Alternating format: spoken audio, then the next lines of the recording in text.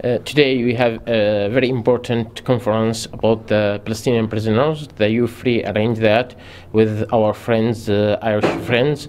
You know that the Irish start the very important and historic hunger strike in 1981, and today in 2012 we have the Palestinian historic strike also.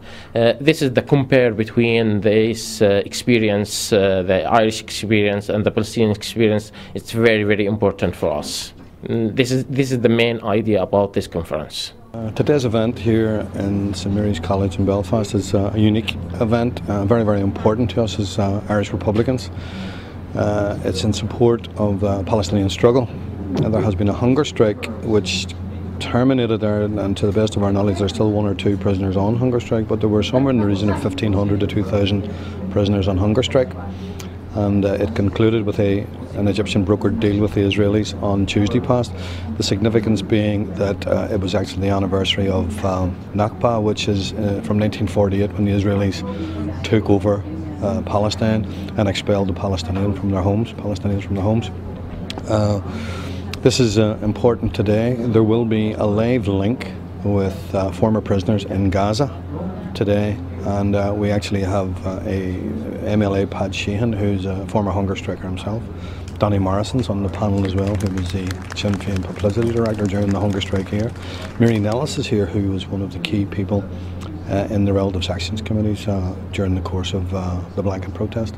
We also have a former Palestinian prisoner and Palestinian chair of UFree on our panel here for discussion. There will be a televised debate, question and answers here today. It's crucial, and we would like to say this to as many people as possible, for continued support for the Palestinian struggle, because even though in terms of the Israelis agreeing to some form of an arrangement or some form of resolution to the hunger strike, the pressure needs to be kept, not only for them to honour the commitment over whatever measures they want to introduce in terms of dealing with administrative detention, which is akin to the internment without trial that we've had here, but also in terms of support for the wider Palestinian struggle of a people who are, generally speaking, in Gaza, which is probably one of the most densely populated areas on earth. It's like living in a large concentration camp, and international pressure needs to continue on the Israelis to try and do the honourable thing and grant the Palestinians the freedom that they deserve, the freedom that is legitimately theirs, and we need to support the Palestinian people in their struggle. Dear brothers and sisters, friends and comrades in Ireland, in Belfast, I am very pleased to welcome you all and to be with you in this very important conference, Dying to Live, that highlights the plight of the Palestinian prisoners and raises awareness about their suffering. In the name of Wa'id Association for Palestinian Prisoners, and on behalf of all Palestinians in the Gaza Strip, the West Bank, Jerusalem, and even in the diaspora, and on behalf of the Palestinian government in Gaza, I thank you very much for having this conference. I know that your time is very limited, so I'm going to leave the stage for my brother, the freed Palestinian prisoner, Mr. Ahmed Abu Taha, who spent 10 years in jail and who was sentenced for life. He was recently freed in the prisoners' exchange with the Zionist entity.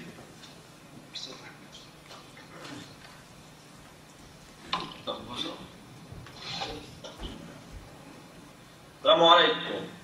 Islam, all our Irish friends and comrades. It gives me so much pleasure to be here with you in this conference.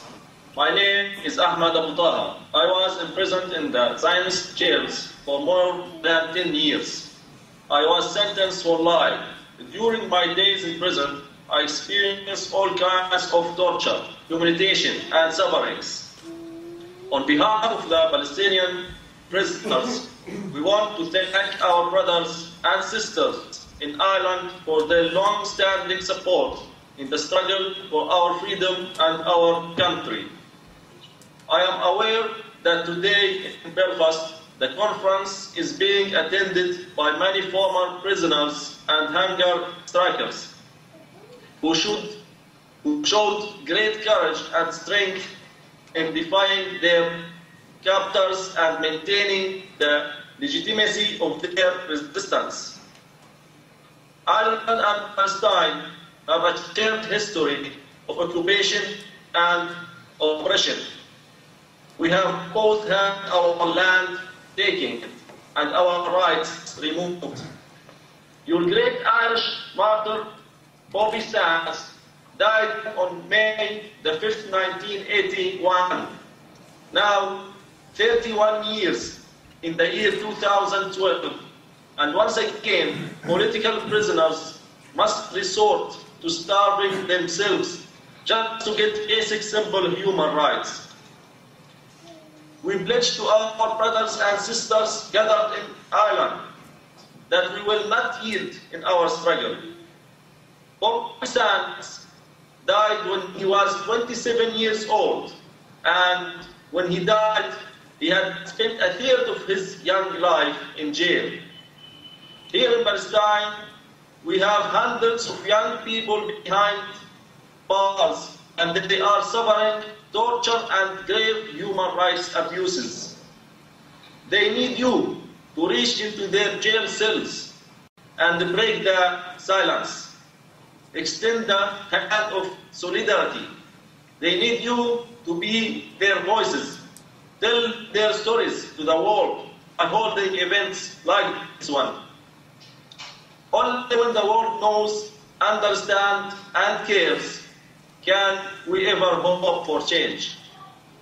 Our prisoners have not been allowed family visits, and they are being kept for years in solitary confinement. In Palestine, we have an entire generation of young children who may never meet or see their own fathers. All of these abuses are against the Geneva Convention and the human rights of political prisoners. We were greatly encouraged throughout this time when we learned of the support and solidarity we were receiving from Ireland. You have been through this and thankfully are building your peaceful future. We look forward to the day when we can begin to rebuild our beautiful Palestine in peace. As Irish people, you have a true understanding of what we are going through. You have been through it, and you have come out on the other side in victory. On our discussion panel today, you have Mr. Pat Sheehan, a man who spent years in jail, and he also took part in the Irish hunger strike, and yet today he is an elected parliamentarian. This is Ireland's victory. This is Ireland's future. In Palestine, all of this gives us great hope that someday the hundreds of Palestinians who are today in Israeli jails, starving for their rights, will one day in our future become political leaders of a free Palestine, inshallah. I will end with some words from Bobby Sands, but I will change them to be for Palestine. They won't break us because the desire for freedom and the freedom of the Palestinian people is in our hearts. The day will dawn when all the people of Palestine will have the desire for freedom to show. It's then that we will see the rising of the moon. I call on you to please continue support for all the Palestinian prisoners. And remember, everyone has a part to play. No part is too great or too small. No one is too old or too young to do something. Shukri, Ireland.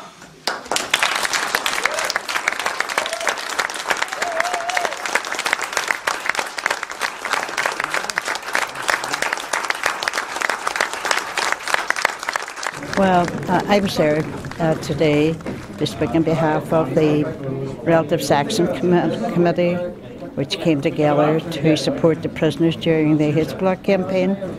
But I was there because I have been active in supporting the Palestinian Prisoners Association and the rights of the Palestinian people, and because the more I hear about what's going on in Palestine, the more horrified I am that, you know, in the year 2012, that we have a government there that can murder people, murder children, board ships, shoot people dead, intern people, you know, brutalise people, tumble people's homes, put people out, destroy their livelihood.